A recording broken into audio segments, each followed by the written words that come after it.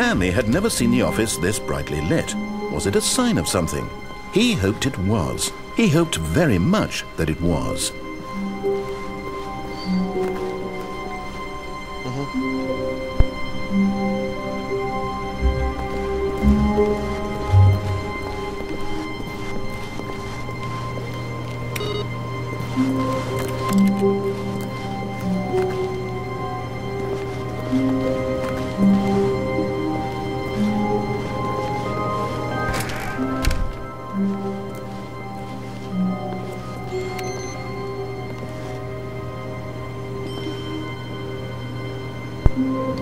I wonder which one would it be?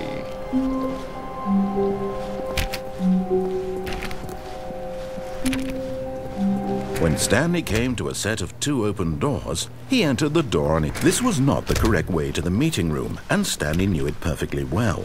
Perhaps he wanted to stop by the employee lounge first, just to admire it.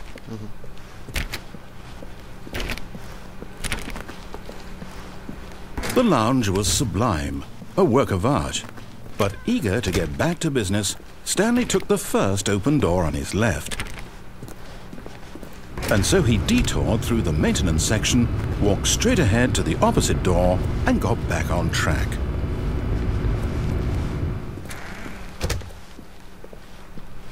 Yet there was not a single person here either.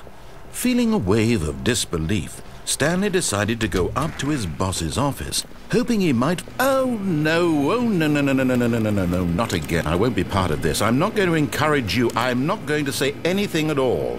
I'm just going to be patient and wait for you to finish whatever it is you enjoy doing so much in this room. Please take your time. Coming to a staircase, Stanley walked upstairs to his boss's office. Coming. He said coming. I wonder though. Where? Here's the door. Just go. Thank you. I don't wanna. Hey, it works.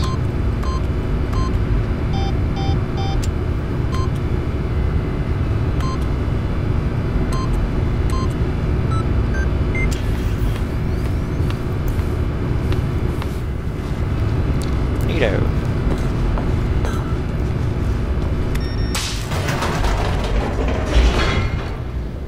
I still want the one computer will be the next input.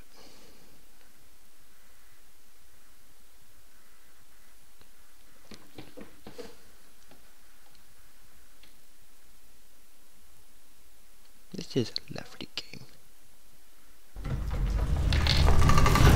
Lovely.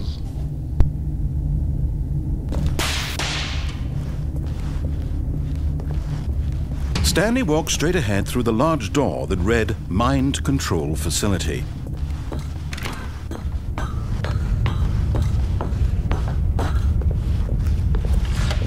The lights rose on an enormous room packed with television screens.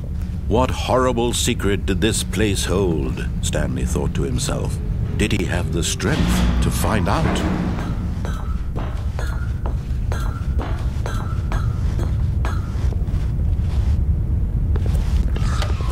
Now the monitors jumped to life, their true nature revealed. Each bore the number of an employee in the building, Stanley's co-workers. The lives of so many individuals reduced to images on a screen, and Stanley, one of them, eternally monitored in this place where freedom meant nothing. This mind control facility, it was too horrible to believe. It couldn't be true. Had Stanley really been under someone's control all this time? Was this the only reason he was happy with his boring job? That his emotions had been manipulated to accept it blindly? No, he refused to believe it. He couldn't accept it. His own life in someone else's control? Never! It was unthinkable, wasn't it? Was it even possible? Had he truly spent his entire life utterly blind to the world? Hooray, back where we started. I went kaboom. All of his co-workers were gone. What could it mean? Stanley decided to go to the meeting room. Perhaps he had simply missed a memo. No matter how hard Stanley looked, he couldn't find a trace of his co-workers. Input received.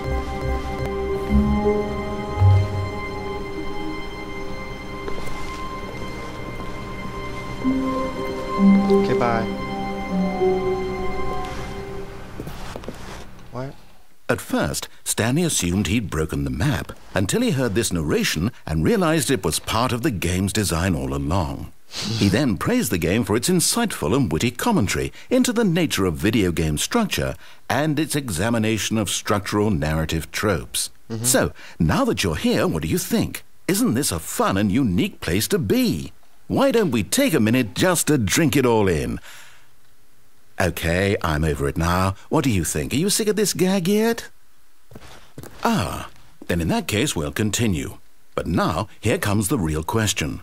What do you think would have happened if you had told me that you wanted this to stop? Do you think it would have been particularly different? Would I have taken the same idea but rephrased it superficially to fit that answer? Perhaps you never would even have thought of it if I hadn't brought up the issue in the first place. Oh, now think about it. Will it be worth it for you to restart and then come back here just to do the other option? Clearly, this whole gag takes some time. What if the other option is even longer? How long will you spend in total just to have heard all the narration? Oh, and this is rich. Perhaps you've just played the other option, and now you've come to see what happens in this one. So, what do you think? Which choice was the better one? Imagine if you had selected continue on your first playthrough, how tantalizing it would be not knowing what happens when you pick the other Goddamn option. madness. Indeed, you are one of the lucky ones. Though if the other option is really miserable to listen to, then perhaps you're not. In fact, I'm just going to say that no one who's listening to this is lucky. Well, I've built up the other option so much that I'm going to stop talking and leave you to your decision whether to come back here, continue with the game, or just sit in this spot forever and ever. Cheers.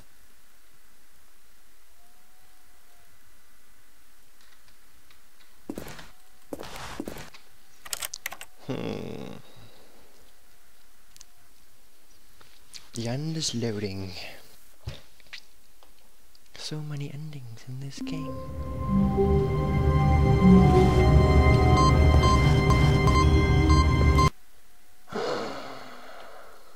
Down, down, down, well, well, well.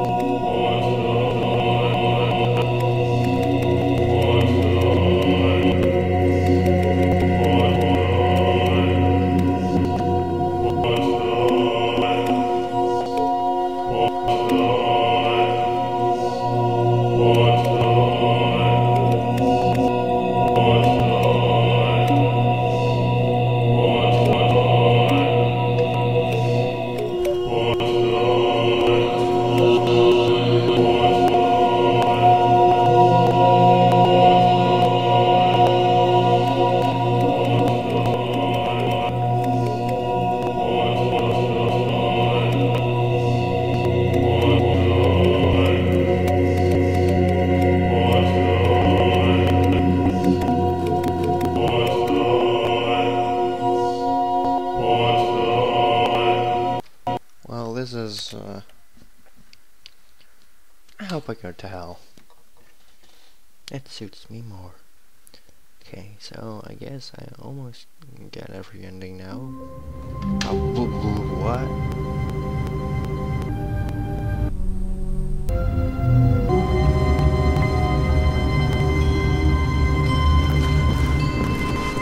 All of his co-workers were gone. What could it mean? Stanley decided to go to the meeting room. Perhaps he had simply missed a memo. No matter how hard Stanley looked, He couldn't find a trace of his co-workers. Climb it.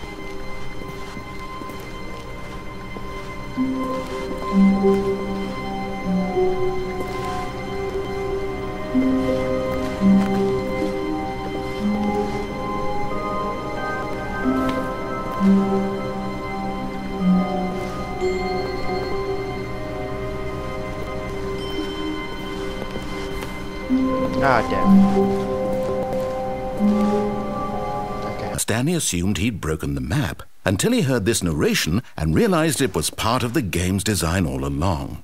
He then praised the game for its insightful and witty commentary into the nature of video game structure and its examination of structural narrative tropes. So, now that you're here, what do you think? Isn't this a fun and unique place to be?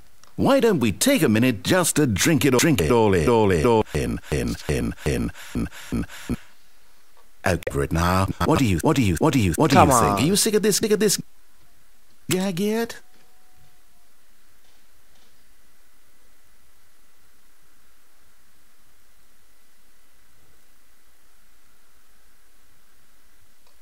Oh. Well, I don't know how to say this politely, but you could literally just hit escape and restart the game any old time you want, like right now. You could have done it just then. Now would also be an appropriate time to quit. Any of these points and so many more, all of them are appropriate. I'm enjoying what seems to be an internal conflict going on where you are literally unable to act on your own desires to restart the game. So, just to push the envelope, I'm going to try and make this as miserable as possible and see how long you can maintain. There once was a man named Stanley, who people considered so manly. But the truth must be told, he was not very old, and was quite particularly gangly. What Stanley liked most was buttons. He pushed them like some kind of glutton. Goddamn game. Did it away in a meaningful way, but his brain had long ceased to function. Which is why he is in this parable, and lives an existence quite terrible. And if you are not strong, and keep playing along, you too will become quite unbearable. Yes. You too will become quite unbearable.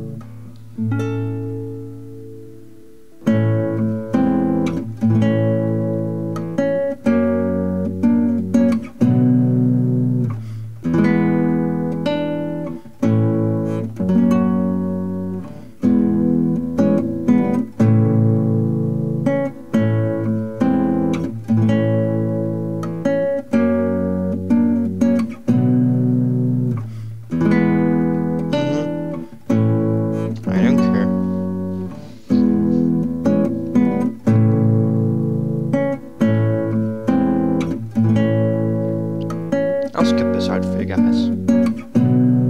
Well, okay, the music stops. Okay, let's do this one last time.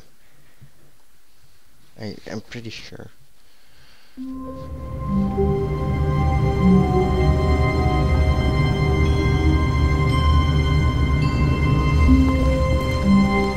All of his co-workers were gone.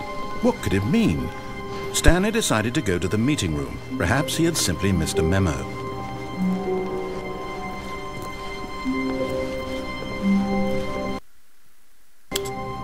When Stanley came to a set of two open, this was not the correct way to the meeting room, and Stanley knew it perfectly well. Perhaps he wanted to stop by the employee lounge first, just to admire it. Standing now in this incredible room, Stanley for the first, but eager to get back to business, Stanley took the first open door on his left. Stanley was so bad at following directions, it's incredible he wasn't 5 years ago. Look, Stanley, I think perhaps we've gotten off on the wrong foot here. I'm not your enemy, really, I'm not. I realize that investing your trust in someone else can be difficult, but the fact is that the story has been about nothing but you all this time. There's someone you've been neglecting, Stanley. Someone you've forgotten about. Please, stop trying to make every decision by yourself. Now, I'm not asking for me, I'm asking for her. This is it, Stanley. Your chance to redeem yourself. To put your work aside. To let her back into your life. She's been waiting. That's her, Stanley. Oh no, you can't. Did you just... Phone? Now, that wasn't supposed to be a choice. How did you do that? You actually chose incorrectly? I didn't even know that was possible. Let me double check. No, it's definitely here, clear as day. Stanley picks up the phone. He's taken to his apartment where he finds his wife, and the two pledge themselves to one another. Music comes in, fade to white, roll credits. Not picking up the phone is actually somehow an incorrect course of action. How is that even possible? None of these decisions were supposed to mean anything. I don't understand. How on earth are you making meaningful choices? What did you... Wait a second. Did I just see... No, that's not possible. I can't believe it. How had I not noticed it sooner? You're not Stanley. You're a real person. I can't believe I was so mistaken. This is why you've been able to make correct and incorrect choices. And to think I've been letting you run around in this game for so long. If you'd made any more wrong choices, you might have negated it entirely. It's as though you completely ignored even the most basic safety protocol for real-world decision-making. Or did you not grasp the severity of the situation? Well, I won't have that kind of risk on my watch. I'm going to stop the game for a moment so we can educate you properly on safe decision-making in the real world. Please observe this helpful instructional video. Choice. It's the best part of being a real person, but if used incorrectly can also be the most dangerous. For example, in this scenario, a hypothetical real person named Stephen has a choice. He could spend years helping improve the quality of life for citizens of impoverished third world nations. Or he could systematically set fire to every orphan living in a 30-kilometer radius of his house. Which choice would you make? Remember that unlike here, the real world makes sense, and at no time should you make a choice that does not conform to rational logic.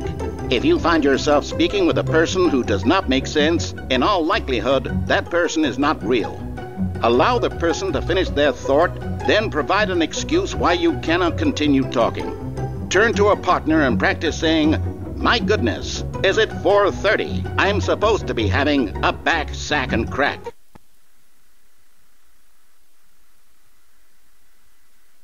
Practice? Hush. Do it. Okay. Excellent. Making choices on a regular basis is the best part to a healthy decision-making process. Most medical professionals recommend making at least 8 choices per day. Do you make more than 8? Less? And finally, if you begin to wonder if your choices are actually meaningful and whether you'll ever make a significant contribution to the world, just remember that in the vast infiniteness of space, your thoughts and problems are materially insignificant, and the feeling should subside. At this time, your instructor will guide you in an exercise to test and reinforce the material covered in this video. Way too many people in. Welcome back. You may have noticed that this room has begun to deteriorate as a result of narrative contradiction. But not to worry. Now that you're properly informed on good decision-making, we're going to revisit a choice you made just a few minutes ago and see what the correct thing to do would have been. This way, please.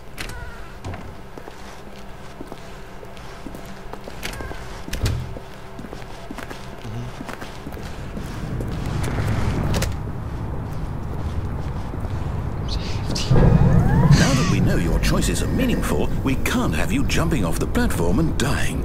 Imagine the main character dying senselessly halfway through the story. That story would make no sense at all. We just need to get you home as soon as possible before the narrative contradiction gets any worse. Unfortunately, it seems this place is not well equipped to deal with reality.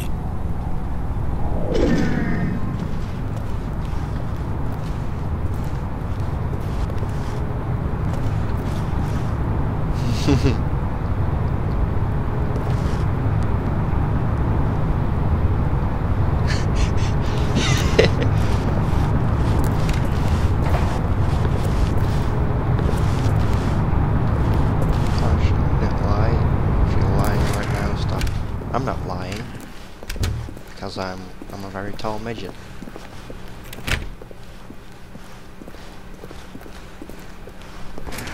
Almost there. You'll take the door on the left, back to the correct ending, the story will have resolution once again, and you'll be home free in the real world. Thank you so much. Now remember, all you need to do is behave exactly as Stanley would. That means choosing responsibly and always putting the story first. I'm quite sure you'll be up to the task. Just follow my lead and you'll be fine. All right. When Stanley came to a set of 2 open doors, he entered the door on his left.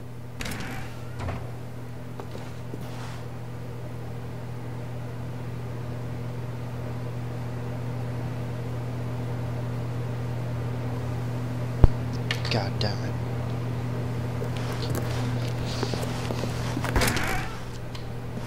No, I didn't want to.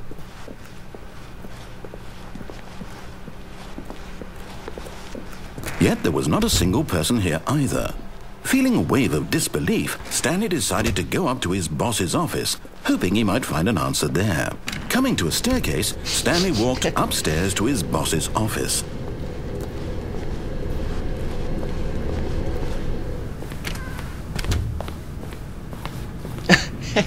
Stepping inside his manager's office, Stanley was once again stunned to discover not an indication of any human life.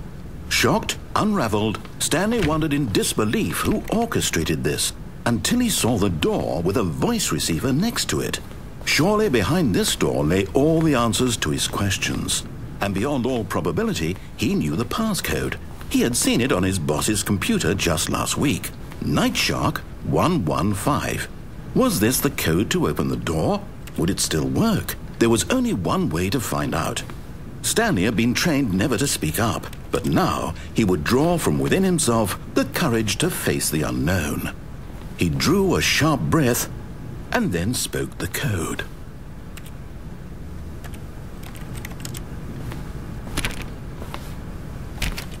Work! Stanley spoke the code. Night Shark 115. He spoke it into the receiver, right there on the wall.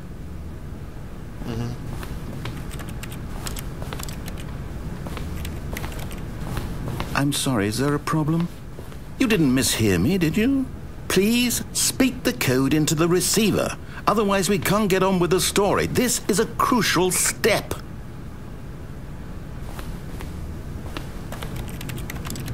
Okay, fine, you're not going to do it, but you know what? It's pretty humiliating to bring you this far, only for you to suddenly decide you have better things to do. I asked you for this one single thing, for your respect. The kind of respect Stanley shows for his choices. He knows what it means to take a story seriously. If you didn't want to see what I had to show you, then why did you come here? You had a choice, you know. You could have gone through the door on the right. You could have done whatever the hell you wanted over there. Why did you come this way? Speak. Say something to me. Explain yourself, you coward. Behave exactly as Stanley would. That means choosing responsibly and always putting the story first. I'm quite sure you'll be up to the task. Just follow my lead and you'll be fine. All right. When Stanley came to a set of 2 open doors, he entered the door on his left. Thank you. No! Why did you do that? Quickly, hurry back in the other direction. Perhaps we're not too late.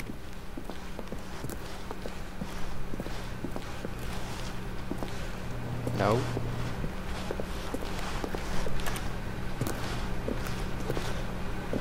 This is lovely.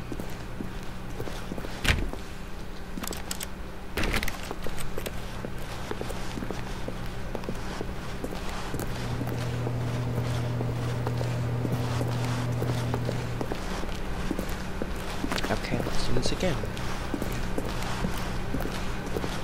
Oh, it's ruined.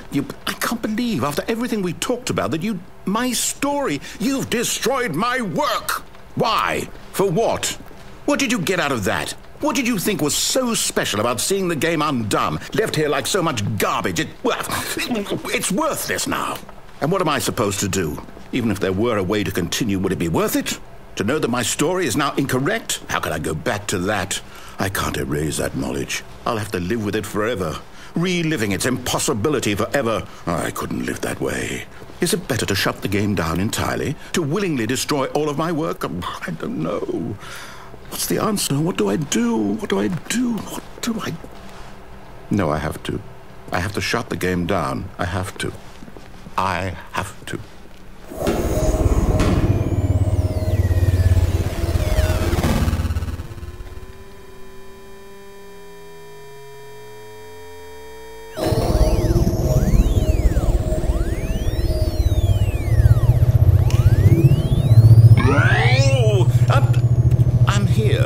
I'm still here in this pile of rubbish, with you, who thought you were so clever. Now look where we are. My entire game is destroyed. It was the only thing in the world that was mine, and you've run it into the ground. What, did you think that would be funny? You just had to see? Didn't I impress upon you how important it was to be like Stanley? He actually knows how to do what I tell him to. He understands that if I say to do something, there's a damn good reason for it. That thought hadn't even occurred to you, had it? That there's a world outside of you. You're a child. Oh, my story. If you'd just gone through the door on the left, you would have seen it. There was a whole underground facility. You would have destroyed it and been victorious. It would have been so perfect. I worked so hard on it. I tried so hard to... When Stanley came to a set of 2 open doors, he entered the door on his left.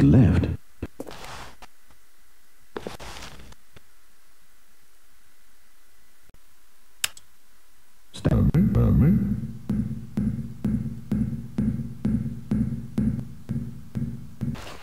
Hello? Are you? Hey? Stanley, please. I need you to make a choice. I need you to walk through the door. Are you listening to me? Can you hear me? Is everything all right? Stanley, this is important.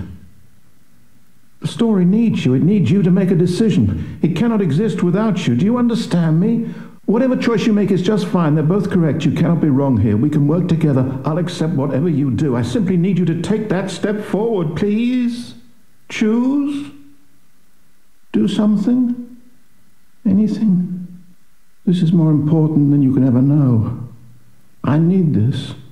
The story needs it. So, you hear me?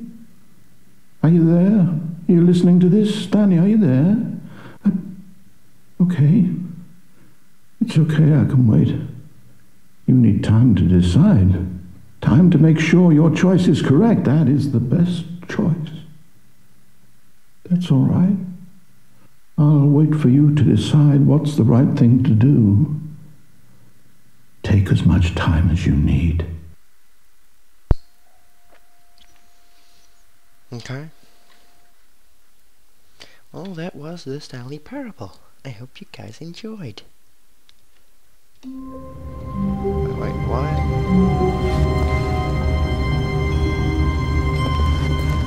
Okay, let's go again. All of his co-workers were gone. What could it mean? Stanley decided to go to the meeting room. Perhaps he had simply missed a memo. That's cool. When Stanley came to a set of 2 open doors, he entered the door on his left.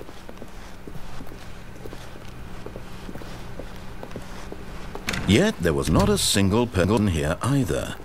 Feeling a wave of disbelief, Stanley decided to go up to his office, hoping he might find an answer there.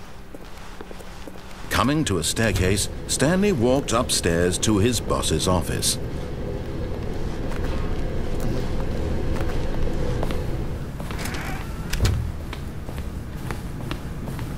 Here's the door, just go.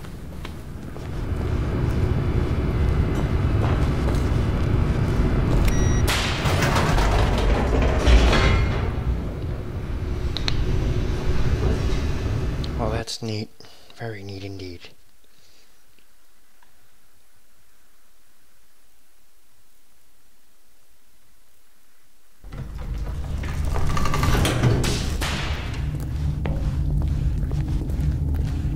Stanley walked straight ahead through the large door that read Mind Control Facility.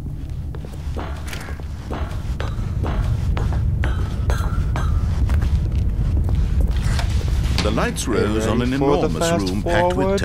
What horrible secret did this place hold? Stanley thought to himself. Did he have the strength to find out?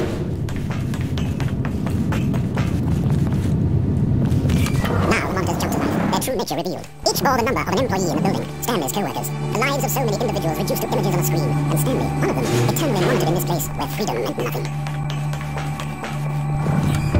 This mind control facility, it was too horrible to believe it couldn't be true. Had Stanley really been under someone's control all this time? Was this the only reason he was happy with his boring job? That his emotions had been manipulated to accept it blindly? No, he refused to believe it. He couldn't accept it. His own life in someone else's control? Never! It was unthinkable, wasn't it? Was it even possible? Had he truly spent his entire life utterly blind to the world?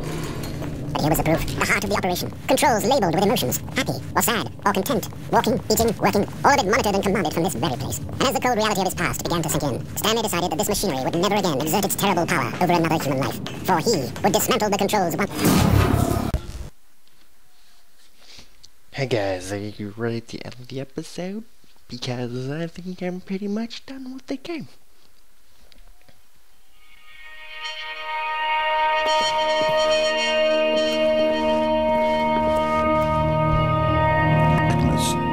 And a rising chill of uncertainty. Was it over? It's over. Yes. He had won. He had defeated the machine, unshackled himself from someone else's command. Freedom was mere moments away. And yet, even as the immense door slowly opened, Stanley reflected on how many puzzles still lay unsolved. Where had his co-workers gone? How had he been freed from the machine's grasp? What other mysteries did this strange building hold? But as sunlight streamed into the chamber, he realized none of this mattered to him. For it was not knowledge or even power that he had been seeking, but happiness. Perhaps his goal had not been to understand, but to let go. No longer would anyone tell him where to go, what to do, or how to feel. Whatever life he lives, it will be his. And that was all he needed to know. It was perhaps the only thing worth knowing. Stanley stepped through the open door. No, he didn't.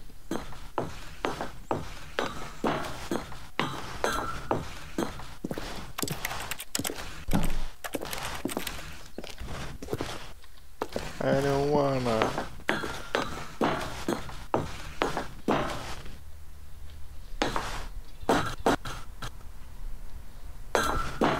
Well guys, I hope you enjoyed. Stanley felt the cool breeze upon his skin, the feeling of liberation, the immense possibility of the new path before him. This was exactly the way, right now, that things were meant to happen.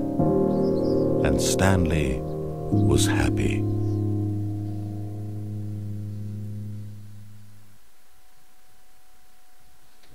Bye. Hey guys, thanks for watching. Leave a like, a favorite, a comment, subscribe for more. I'll see you guys in the next game.